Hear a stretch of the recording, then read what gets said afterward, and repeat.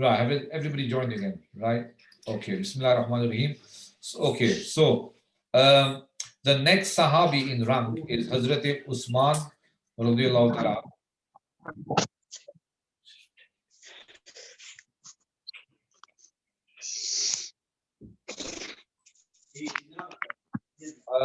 I think somebody's speaker's on. If you would like to mute yourself, please.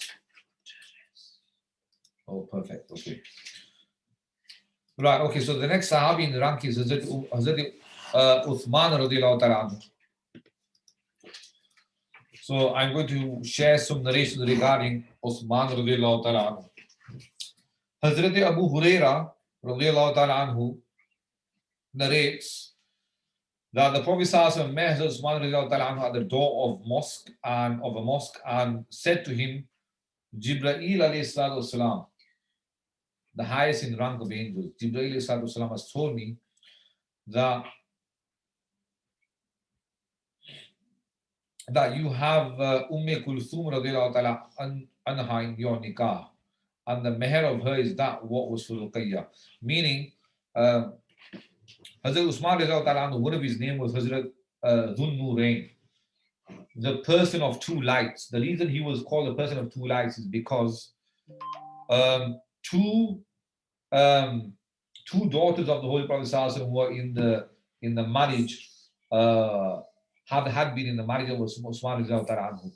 So it was Hazrat Kulthum radiallahu ta'ala anhu and also Hazrat Ruqayya radiallahu ta'ala anha.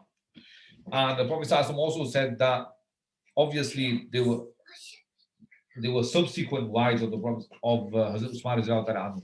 And the Prophet ﷺ also mentioned that if I had any more daughters, then I would get them married to Hazrat Usman radiallahu ta'ala anhu. Again, this shows his virtue.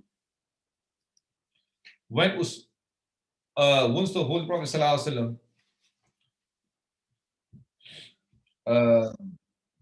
once the Holy Prophet ﷺ was in his house, and Hazrat Abu Bakr, so Prophet ﷺ, his clothes were, when you're in your house, sometimes your clothes they might not be straight. If you have visitors, you like to make everything tidy. So when Abu Bakr Siddiq walked in the house, the Prophet ﷺ, he did not really make any movement. When Umar walked in the house to meet the Prophet ﷺ, again, the Prophet ﷺ did not make much movement. But when Usman walked into the house of the Prophet ﷺ, the Prophet ﷺ straightened his clothing just like you would do, before a visitor comes to make sure your house is clean. So once a companion asked the Prophet ﷺ, you didn't do this for Umar, you didn't do it for Hazrat Abu Bakr. When Usman walked in, you straightened your clothing. So the Prophet ﷺ, he mentioned and he responded saying, should I not feel bashful of a man in whose presence even the angels feel bashful? So Usman, he was a very modest person. Zayd ibn Thabit reports that I heard the Prophet ﷺ saying, Usman passed by me when an angel was sitting with me, and the angel said, a martyr whose people will kill, we feel bashful of him. And this was a kind of it was a prediction that Usman who would be murdered. And again, if you go into history, you will see, that Usman who he was isolated. He was in his house for many days, and the people who were causing mischief at a very a later day, they actually murdered him at the end, and he was martyred. Hazrat Abu Hurairah said, Uthman purchased paradise from the Holy Prophet 2 times. When he dug the well of Ruma and when he equipped the army of Al-Usra. Uthman was a very wealthy person. Just like another Sahabi whose name was Abdul Rahman ibn Auf, one of those who was promised paradise in the world. So there were Sahaba who were very wealthy, and Hazrat Usman, many times he contributed to some projects during the time of the Holy Prophet Sallallahu Hazrat Abu Hurairah narrated the Prophet Sallallahu said that every prophet has a companion, and my companion in paradise will be Uthman radiallahu ta'ala. So these are just some narrations regarding the virtue of Uthman radiallahu ta'ala anhu. Now we go on to the fourth Khalifa, whose name is Hazrat Ali radiallahu ta'ala anhu. But Ali radiallahu ta'ala anhu was also the cousin of the Holy Prophet Sallallahu Alaihi Wasallam, and was one of actually was the first child to actually accept Islam. So Salama radiallahu ta'ala anha narrates that Ali radiallahu ta'ala happened to stay behind the Prophet ﷺ and did not join him during the Battle of Khaybar. The Battle of Khaybar before it took place, because he was having trouble in his eye. So he said to the Prophet ﷺ, how can I stay behind from a battle? I'd like to also take part. So when it was the eve of the day in the morning, the Prophet ﷺ said, I will give the flag of battle to a man tomorrow, to a man whom Allah subhanahu wa ta'ala and his Prophet love. And it is narrated that the Holy Prophet sallallahu alaihi wasallam,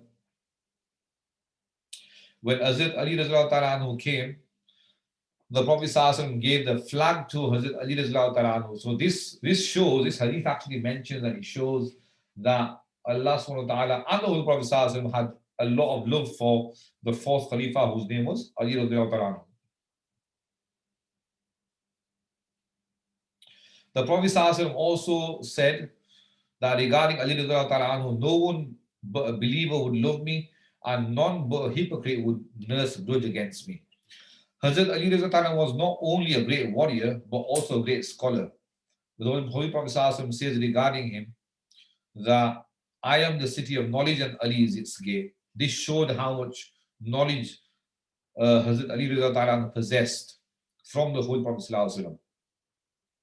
Hazrat Ali radiallahu ta'ala, again, as I mentioned, was the first youth to accept Islam just at the tender age of 10. Also, when the Quraysh, they planned to kill the Holy Prophet sallallahu alaihi wasallam during the darkness of the night, the Prophet sallallahu alaihi wasallam advised and instructed Hazrat Ali radiallahu ta'ala to sleep in his bed to impersonate him. Not only that, in the time of the Holy Prophet ﷺ, there were no banks. The Prophet ﷺ was like a bank for the people. The Prophet ﷺ was such a trustworthy person that people, whether they're Muslim or non-Muslim, they would keep their belongings, and they would send their belongings or their extra cash flow to the Holy Prophet ﷺ so that he could protect it and save it.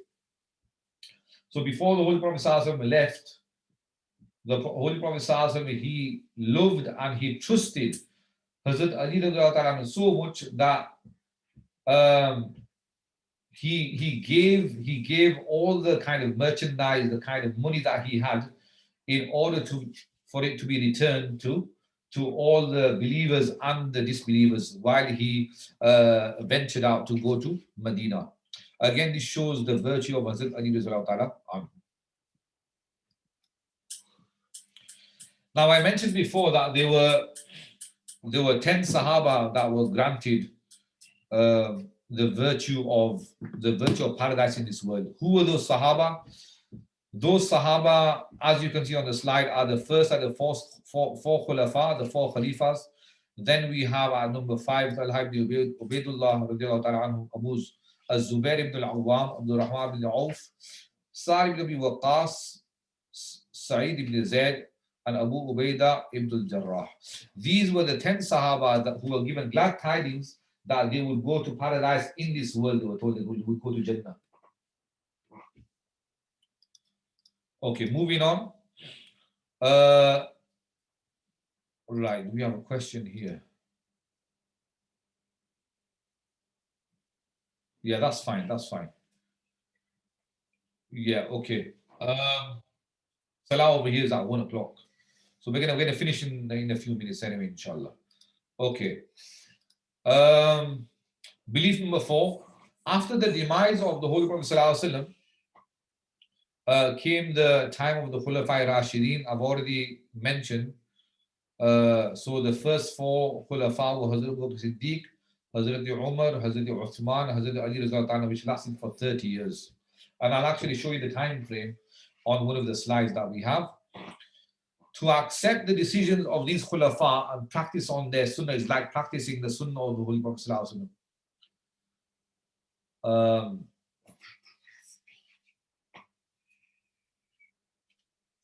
there is a hadith which is not coming to my mind at the moment, which mentions, or that's it, alaykum bi sunnati wa sunnatu, alaykum bi sunnati, that hold fast upon my sunnah and the sunnah of the Khulafai Rashideen. And this is why, even though the Holy Prophet Sallallahu, it does not, there's no hadith that mentions that the Holy Prophet Sallallahu led 20 rakats of Taraweeh. But because Hazrat Umar anhu, he was the one who actually started the 20 rakats of Taraweeh, right? The Holy Prophet Sallallahu, he prayed the 20 rakats of Taraweeh for actually 3 nights. But to pray throughout the month of Ramadan was a sunnah which was initiated by Hazrat Umar. Now, if this was wrong, then all the Sahaba would have gone against Hazrat Umar, but because it was an act of worship which the Prophet ﷺ wished that it was prolonged throughout Ramadan, that's why nobody went against Hazrat Umar. So this is a sunnah of Umar. So to practice upon this sunnah is just like practicing upon the sunnah of the Prophet. Again, another issue is that if a person was to say, talaq 3 times, divorce 3 times, would that be categorized as 1 divorce or 3 divorces? So according to the Sahaba, that a person who says it 3 times, it would be categorized as 3 divorces. So issues like this were dealt with in the time of the Sahaba, and acting upon those sunnah would be acting according to the wishes of the Holy Prophet. Belief number 5, one should possess love and entertain good thoughts regarding every one of the Sahaba. To talk evilly and to talk in an ill manner regarding the Sahaba is inviting the curse of Allah subhanahu wa ta'ala. Again, there would be differences here. If somebody were to talk ill about Hazrat Abu Bakr Siddiq and to deny the fact that he was a Sahabi, that person will become a disbeliever straight away, because that's been mentioned in the Quran Kareem. And also to deny the fact that Allah Ta'ala was pleased with all the Sahaba, again, that would be denying what's in the Quran Kareem. So again, a person would become a disbeliever by believing such and having such thoughts.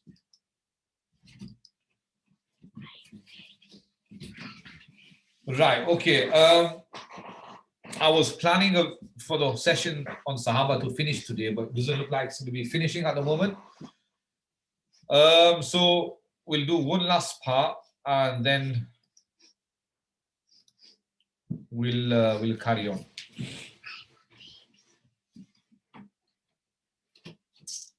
Right, okay.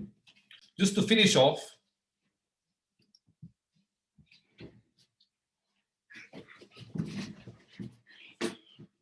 just a minute.